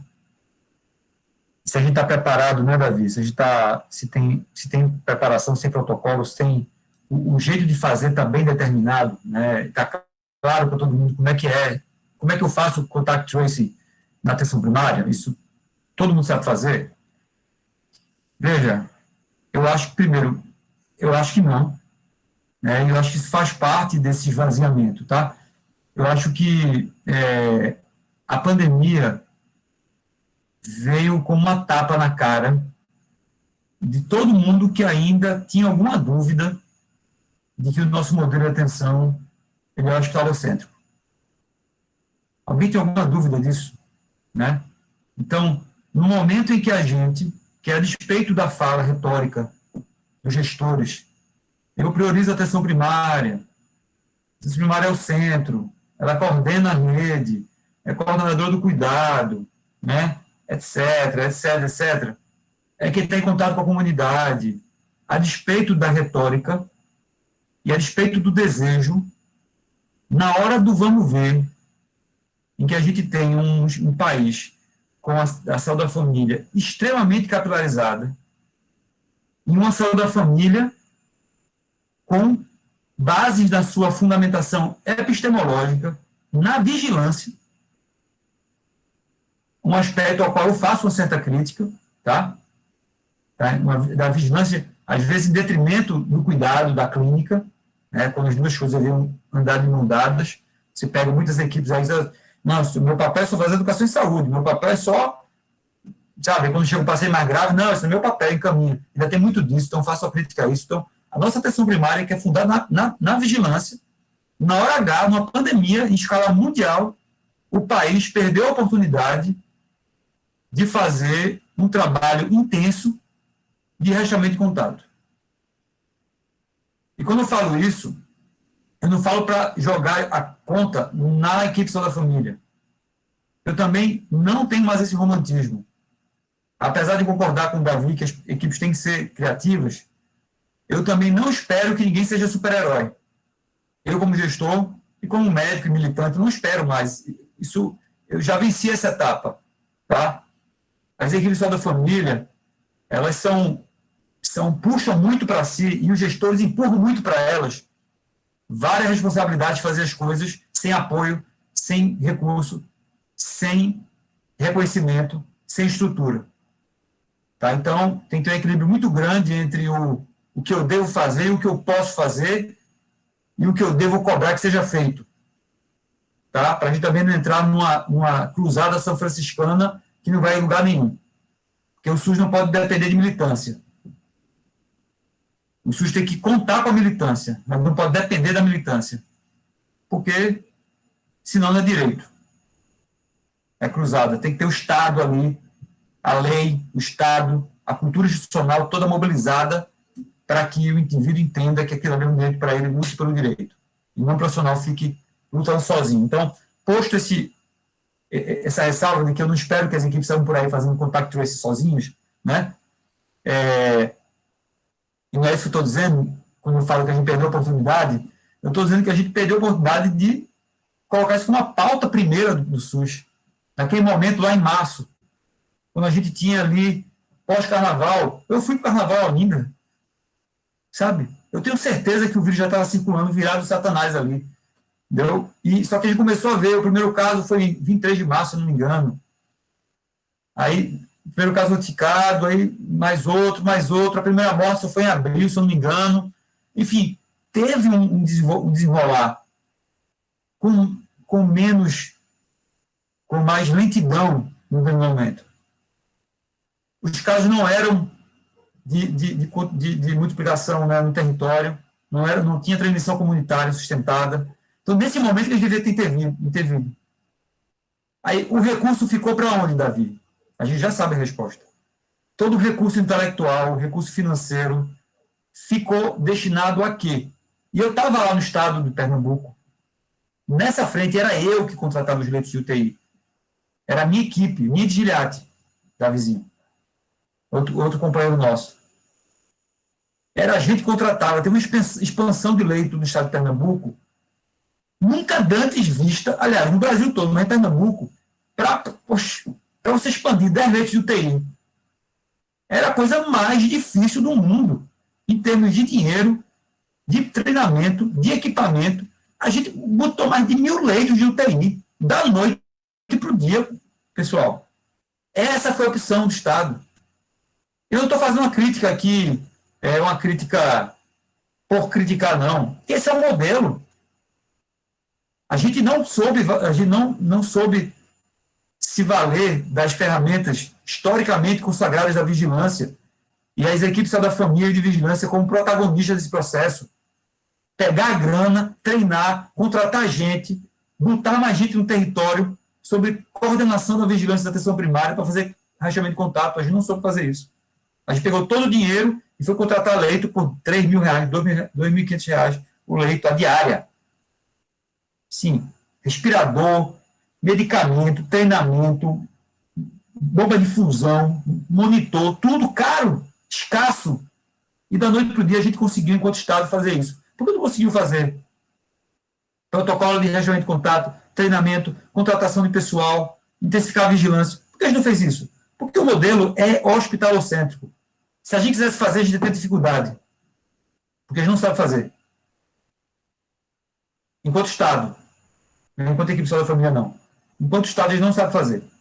Então, eu no Estado, eu trabalhei ano passado lá no Estado de Pernambuco, no Secretaria Estadual de Pernambuco, vez ou outra fazer essa provocação.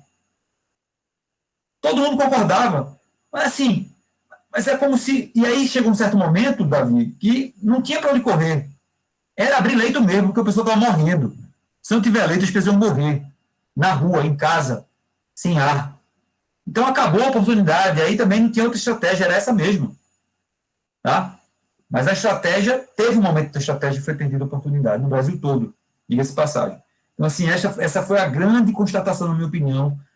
Isso mostrou para a gente o quanto o SUS está em disputa, o quanto as racionalidades estão em disputa, o quanto o modelo é hospitalocêntrico, o quanto a gente não sabe fazer diferente, tá?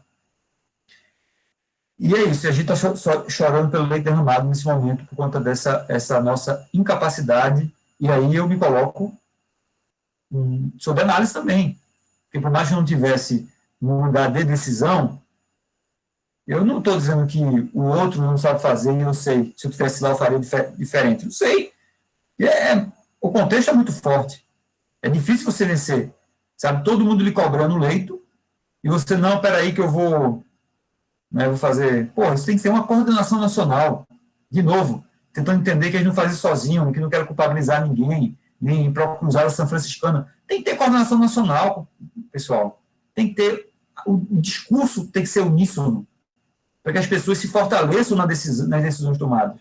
Porque se um gestor decide fazer diferente, ele vai ser execrado, salvo ele acerte e evite uma tragédia. Mas é difícil acertar do jeito que estava o cenário. Se você fizesse um esforço desse e não fosse um tempo hábil, você ia ter a mortalidade do mesmo jeito, necessidade do mesmo leito do mesmo jeito, só que você ia ter atrasado a compra do leito, né? Porque você perdeu tempo fazendo outra coisa. Enfim, são aqui devaneios e reflexões que eu queria partilhar com vocês. Se eu tiver a oportunidade depois vocês me convidarem, Davi, eu estou fazendo doutorado.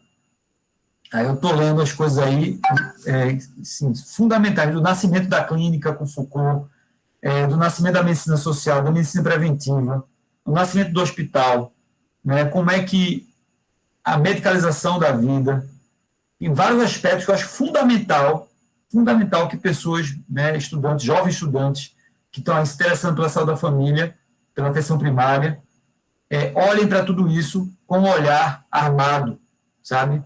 Com força, com ferramenta para brigar, mas também sem romantizar tudo, entendeu? E conseguir entender a entranha do negócio. Eu acho que é fundamental, né, para a gente se fortalecer, a gente entender as entranhas do negócio. E aí eu me coloco à disposição aqui para fazer esse debate com vocês, que é um debate que eu gosto muito de modelo de atenção, meu TCC foi sobre isso, escuto, adoro, e posso contribuir aí se vocês me provocarem. A Alice me pediu para ficar no final, depois, meu tempo aqui está esgotando, ainda vou ter que estudar para o doutorado ainda, vou ter que ler Microfísica do Poder, Davi, vai ter aula quinta-feira. A gente leu isso na residência. Vai ter que ler de novo, né, pô? A gente tem que ler de novo. Com certeza. E sempre tentando aprender com o cara lá, porque o cara escreve difícil pra cacete, então...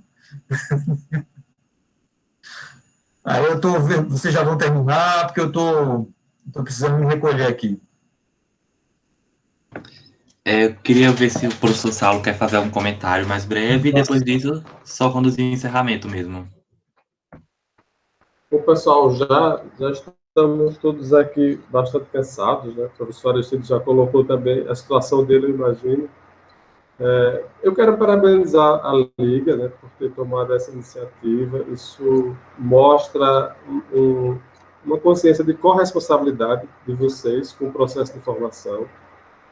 Estudantes de medicina tratando de um tema desse, com a dimensão que o tema exige, que tem, a complexidade toda, a gente fica contente, né, em saber que é essa consciência cidadã, né? Acho que além de investir no processo de formação de vocês como cuidadores e cuidadoras, vai se entender dentro dessa rede, ou dessas redes que são redes complexas, né? E a reflexão que o professor Aristides trouxe, que foi corroborada pelo professor Davi, ela, de fato, ela nos leva a perceber o conjunto da sociedade, porque nós tratamos aqui desde questões do Estado, e aí a responsabilidade do Estado em relação à saúde, a gente partindo da APS, mas também a sociedade, o Estado da sociedade, e dentro do sistema, que é o sistema mundo capitalista, onde o professor Aristides contextualizou bem a tensão entre o Estado, ou aquilo que deveria ser o Estado do bem-estar social, e o mercado. Então, no momento em que a saúde foi se fragilizando nesse contexto de pandemia, o mercado foi se reestruturando. O capitalismo ele se fortalece em cima dos cadáveres, né? Então, é uma perversão do sistema mundo capitalista, e a gente, para lidar com a discussão da APS e da saúde, de uma maneira geral, a gente tem que se entender dentro desse sistema. E a gente não pode sucumbir, né, a esse sistema, por mais impositivo que ele seja. Então, eu acho que essa discussão que a gente faz aqui, ela nos ajuda a construir possibilidades de resistência, né, em defesa da APS, né, em defesa do SUS, em defesa de uma boa formação dos estudantes de saúde, da educação médica. Então, fico muito contente que a gente tenha conseguido, com os dois, né, esse diálogo, aprofundando essas demandas. Eu acho que quanto mais a gente puder possibilitar esses espaços, a gente avança nessa compreensão da nossa responsabilidade, nossa corresponsabilidade dentro desse contexto do sistema de saúde aqui no Brasil e no mundo, né? Então, eu agradeço a vocês pela oportunidade, foi muito boa. Valeu, professor Saulo. Obrigado, professores. Obrigado a todo mundo todos os ouvintes que participaram aqui, pelo interesse na reunião. A gente vai estar encerrando por aqui. Queria lembrar vocês para preencher o formulário, que vale tanto como a carga horária de vocês, como para a avaliação da atividade. E vocês têm como comentar lá, então vocês podem comentar sobre o formato, sobre temas que vocês querem ver por aqui, que a gente vai estar lendo isso aí e prestar atenção para os próximos eventos. Desde já te agradece. E é isso, boa noite a todos. Valeu, pessoal, parabéns pela iniciativa e obrigado pelo convite aí. Um abraço. Parabéns, Aristides, parabéns, Obrigado. Liga. Valeu.